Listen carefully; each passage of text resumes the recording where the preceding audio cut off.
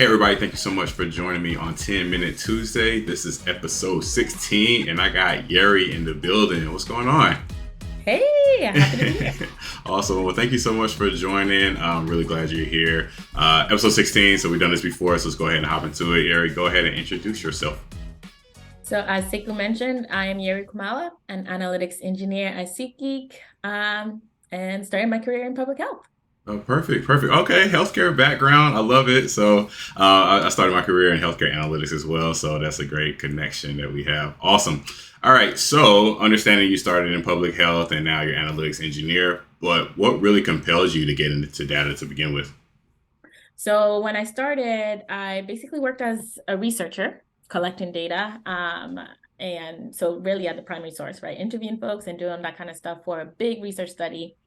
And it was interesting to see like all the amount of information it collected and to inform programs and initiatives. And so I then worked as a social epidemiologist. So for anyone in the public health side, so using data, right, to really understand what drives behavior, disease, and all that stuff for departments of health. And for me, data has always been a part of like my job, but when I started off, it was all in the healthcare space that is very rigid, takes a very long time to process information, like lots of like, it's just lots of more limitations. And Yeah. also the tools are older compared to how quickly technology was moving and shifting. And so for me, it was more a shift outside of my industry. So deciding to step away from public health and look and like explore this tech industry, like how we talk about it, right? What does it look like in the tech world? What kind of problems are they digging into? What can I learn? How can I grow as a problem solver? And so that's kind of how I fell into eventually analytics engineering. Wow, that's awesome. That's awesome. So I had a similar thing where understanding healthcare slow, month over month, trending analysis, claims, PM, the language is in there. And I started out on the data viz side. So I was like, all right, if I'm really good at telling a story, like I should be able to tell a story with any kind of data. It doesn't have to be just healthcare. So that was a personal challenge to myself. So it seems like you had a similar challenge just getting out of there. Like, let me try something else and keep up to speed with technology. So Exactly. that's great. All right. So understanding that you're in analytics engineering, you changed it, but at some point you probably had a job you didn't like. So what's been your least favorite job to date that you've had? Well, it was still kind of data, but not. I was a program officer, but for a foundation, a small foundation. I did it for a very short amount of time, actually, in Colorado. And it was this: you use it. You're looking at data. They're like program reports and financials and all that stuff to determine um, how you want to fund them. And there's good and bad. Like the exciting part is you get to fund new ideas, but the hard part is the tedious element of you are judging numbers very in a very specific way, Yeah. right? And they're like very, very defined way. And so there's not a lot of creative problem solving there. And so I would say it was the least favorite part was realizing when you're using information just to make yes or no decisions that are very black and white Yeah. versus like really like digging into it in a more creative or problem solving way. Got it. Got it. So yeah, just the yes, no, the binary, just Mm-hmm. very specific, limited capabilities. All right. So with that, again, understanding the journey, analytics engineer now. What did you think to get you to where you're at now? What do you think has been one of your biggest failures that you had, and then what did you learn from that experience?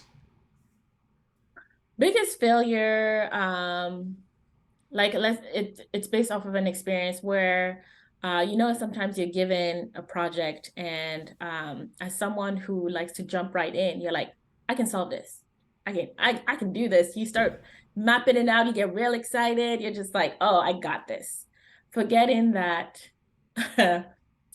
there are a lot of people involved with a problem Yeah. and that the people side actually is a lot more important. And sometimes this great idea that you had, this beautiful predictive model that you build means nothing because at the end of the day that's not really what they wanted, Yeah. even though that is how they framed it. Yeah. So my biggest lesson is like having to learn how to slow down, right? Like having to learn how to um sometimes it's doing the things that are not as sexy, which is like not all about it's like getting to really down to working with the people and understanding the problem in a way that might end up simplifying the whole like your whole project, a whole problem set that you thought you were going to do. It's might be as simple as simple presentation with like, or redefining like data points, or kind of like cleaning up something that was inconsistent for so long that they, that is why they weren't understanding something. It's just like the foundational Mm-hmm. pieces are more important. So that is one of the biggest lessons I learned early on in my career, when I started more in the predictive modeling stuff, like early in my data science-ish kind of role, where I thought it was all about like the most complicated kind of pieces of the work. Yeah, I've learned that lesson. Luckily, I have a good mentor who prides himself on being like, "Hey, let's keep this thing as simple as efficient as possible, where it makes sense." And but before that, before I met him, introduced him, right, is like you said earlier. Here's this new technology. Here's this new stuff I'm learning. Like full speed. Like I want to get it, and not realizing that. Okay, let's take a couple steps back, or let's slow down, or like let's really understand what's going on. That's a lesson that's definitely bit me in my butt behind too. Yeah. Cool. Awesome. All right. So, what is one piece of advice that you would give someone who's just starting out in their career? Learn how to break things and get comfortable with it. So one thing I had to get comfortable with is like, so in public health, because we're slow moving, you have a lot more time to iterate. But one of the things that I think is really helpful is getting comfortable with things not working out really well. So not being afraid to test it out and like break processes and rebuild things, and not being too worried that you're doing it the wrong way, right? There's no right way quite exactly, and that's the beauty of this field. At the same time, you can approach it from so many different angles. If you're writing in all these different coding languages, people will write it all differently, right? So it's this idea of like, try and find your way by like someone said this before, it's very cliche, but failing forward. So you Yeah, just keep like, just keep trying until all of a sudden you get more comfortable and quicker at pivoting when you see something is not working. that's perfect. That's perfect. And yeah, failing forward is one of my favorite quotes. I don't think we, especially in this field, like we don't fail. We just figure out, how to get better Yeah. or how to iterate on it. I love the advice of being able to break stuff and thinking differently about a problem. I think I think that's one thing that keeps me going in the data space is the creativity aspect of it. Like the brain keeps going. There's no one way to solve one problem. There's so many different ways to solve a problem. Exactly. Nice. Okay. All right. So tell me about the most influential people in your life and how they made an impact on you.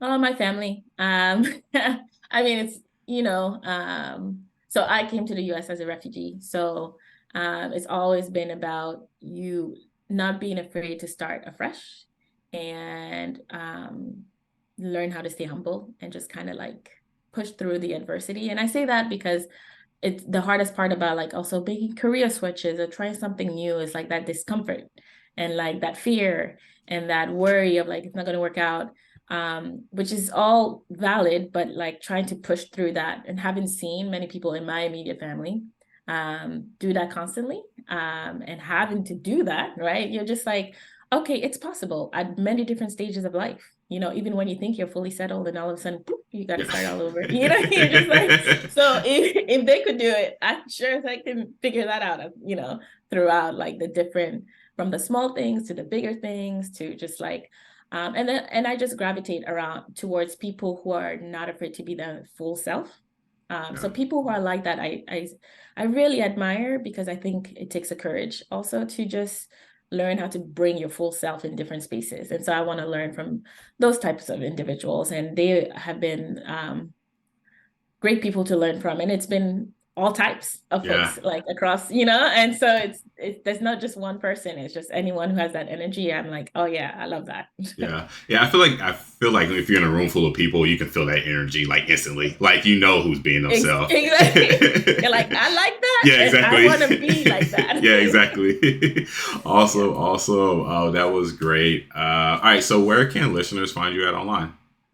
You can find me on LinkedIn or in a random mix of Slack communities. I am like just lurking, locally optimistic or DBT or Data Angels or Operation Analytics Club. Those are just some of the Slack channels that I use as a resource, but also to build community. And that's been my thing that I'm most interested in. But LinkedIn for sure. And then anywhere that you don't see me, maybe add me, might be a Yeah. good way to stay connected. Awesome. Great. Great. Well, thank you so much. This was great. 10-minute Tuesdays. Y'all heard her. Follow her on LinkedIn. Get in the channels. Connect. She might not, she'll reply, but she'll be lurking too in the background.